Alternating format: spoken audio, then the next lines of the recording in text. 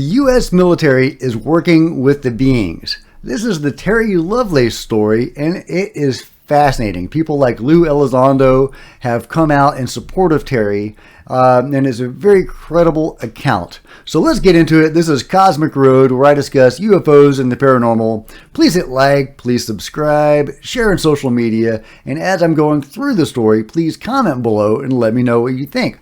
Also, please help me make these videos as strong as I can make them by becoming a channel member to support Cosmic Road. There's 2 tiers below. Tier 2 gets you exclusive videos.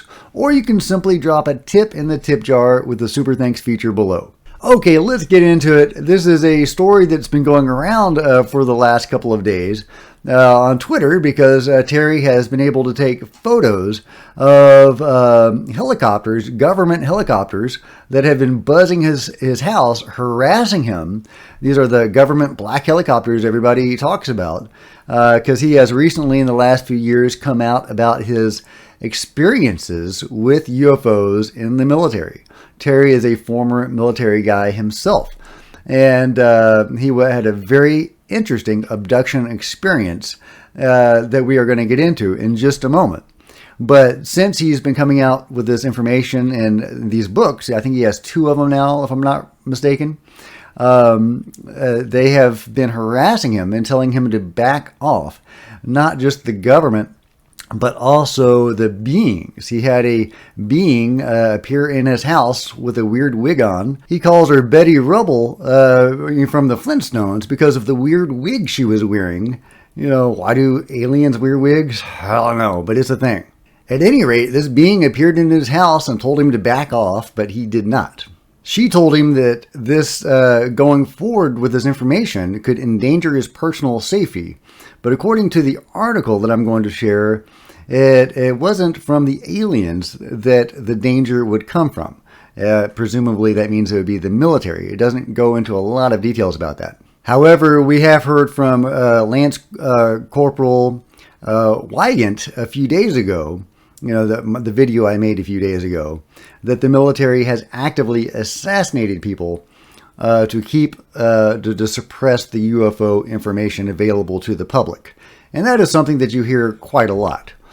So, you know, it begs the question, why did they not assassinate Terry? I'm not rooting for that to happen, but it does make you wonder why they would harass him with black helicopters and, you know, whatever, and not follow through on that. Is that because he's become too public? Is that because they have some loyalty to veterans? I don't know. But yeah, because of his abduction experience, it appears that the military is working with the beings, but it gets weirder. So let's just get into the story, the event, some of the main events that have happened to him that are detailed in the books that he has written that have come out in the last few years. So let's just get into that, and then I'll have some comments on it. In the winter of 1975, working the graveyard shift as an ambulance driver, he and a colleague named Toby are dispatched to retrieve a missile mechanic injured during routine maintenance at a silo codenamed Kilo 5. They're met by a roadblock and the flashing lights of a dozen other MP vehicles. The 2 get out and hoof it over to K5, where he, Toby, and a small crowd of military first responders gape as a large, silent black diamond craft parks itself 50 feet in midair above the ground, the underground launch facility. They watch for 10 minutes before the thing zips off without a trace. After a debriefing, their CO informs them what they've seen was a new experimental helicopter. Wink, wink. But the book draws its title from what happened in June 1977 at an Arkansas state park, Devil's Den, just across the Missouri border. Lovelace and Toby knock off work, pile into the car, and take a long hike, pitch tent in a meadow, kindle a fire pit, and get subjected to an extended UFO abduction event after nightfall. Recollections include a massive triangular craft that throws blue and white light beams onto the ground, occupants bustling outside their tent, getting literally beamed back up, wider stainless steel interiors, inside a space so vast and surreal it includes 3-part flying saucers and 50 to 60 humans decked out in tan uniforms with red or orange insignias, operating alongside the child-sized crew. Sick, nauseous, and insanely thirsty upon awakening in their tent, the 2 off-duty airmen flee in the dark like scared little boys, abandoning their gear for discovery by park rangers the next day. Lovelace's eyes stung as if he'd stared at the sun. Angry red sores erupt from head to toe, and his body turns beet red as if sunburned, even his armpits. Suffering from a 104-degree fever, Lovelace is hospitalized, as is Toby, whose symptoms are similar. The ordeal concludes with an exhaustive grilling by USAF Office of Special Investigation, the Men in Black, potentially. Its lead agent injects him with an unknown drug, leads him through hypnotic regression, and orders him to shut up about everything. Toby is promptly reassigned to another base. The two never see each other again, and according to Lovelace, Toby eventually succumbed to alcoholism. Residual trauma revisits Lovelace in nightmares, and even in the bedroom he shares with his wife of 46 years. Lovelace took up jogging and awoke one morning in 2012 unable to stand the pain in his right leg. And it goes on to talk about his implants. Okay, let's get to what Lou Elizondo had to say about this. I can attest to the fact that TTSA was interested in speaking with Terry regarding possible biological effects that he may have suffered, states former ATIP manager Elizondo in an email. Biological effects are a potential serious aspect of what we studied in ATIP, and we now know that certain elements with the U.S. government are equally concerned as we are. If Terry is suffering any medical consequences as a result of an alleged encounter with the UAP while serving in the military, then he deserves medical care.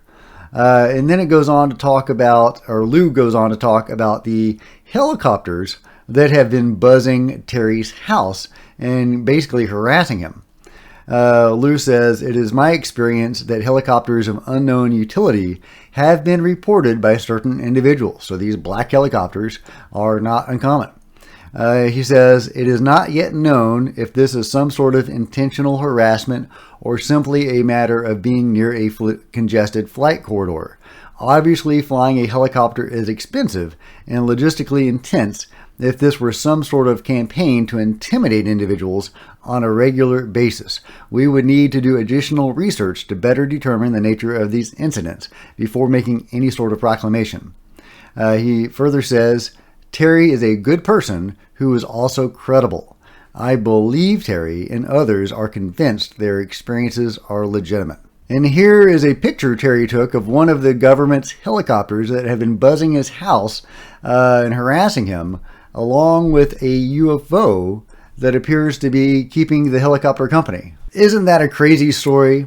And so what can we take from that? Well, there were aliens, there are the beings, there are these little guys, presumably gray aliens or something like that, that were working with military guys aboard the craft that Terry was taken aboard. So that's interesting. That seems to suggest, it's one piece of a picture that we've been seeing pieces of again and again. The beings working with the military. You see that in abduction case after abduction case after abduction case. But what is interesting, what's even more interesting about that is that when he is debriefed by the military or interrogated by the military following this event, that they hypnotically regress him as if they don't know what happened, which is something that you get in my labs, so the military abductions. The people carrying that out seem to be trying to figure out what happened to the abductees. These are people that have been taken by the beings, and they do their thing, their abduction thing, whatever that is. And then following that, the military will abduct these people and they will interrogate them to find out what happened and what the beings are up to. And this has led people like Stephen Greer to come out saying, well, there are no alien abductions, it's all military, because the two are related. And sometimes there's this weird crossover where you get the actual alien abductions or the beings working with the military. Often people are taken to a place with the beings where they're working side by side with the military. But then you have the MILABs, which seems to be a different group of the military that comes in and interrogates the abductees. So what is up with that? And in Terry's case, specifically, what is up with that? Because why would they hypnotically regress him to find out what happened to him if they were there with the beings when he was abducted? They will know what happened to him. It's also interesting to note this interrogation was carried out by the USAF Office of Special Investigations, which is often believed to be the actual Men in Black. I don't know if that's the case or not, but they are often associated with this type of activity. But why would the Air Force Men in Black not know what happened to Terry aboard the UFO? Does that mean it's not the Air Force that's working with the beings? It's some other military group? It's a weird case, and I don't know what to think about it, but it is very solid. It's very credible. People like Lou Elizondo take Terry's story very seriously. He's got photos of the helicopters flying over his house, and he's even got that UFO buzzing one of the helicopters, which is kind of hilarious. The beings buzzing the black helicopters, and that's funny. But then again, you get the two camps, right? You get the aliens, and then you get the military, and sometimes they're working together, sometimes they're buzzing each other. So what's the deal? Anyway, I love this case. I don't know what to make of it. What do you make of it? Let me know in the comments below. And as always, if you've enjoyed this video, please give it a big thumbs up. I would really appreciate it. That'd be awesome. Please smash the subscribe button and the bell next to it to be notified of future videos. Follow me on social media. There's Facebook and Twitter links below. I'd love to interact with you there. And if you could share these videos on social media when they drop, that would be super helpful. Also, it'd be helpful if you became a channel member to support Cosmic Road so that I can spend more time on these videos and make them the best videos I know how to make. You deserve that, so please become a channel member to support that. Or you can simply leave a tip in the tip jar with a super thanks feature below. Until next time, this is Jack with Cosmic Road.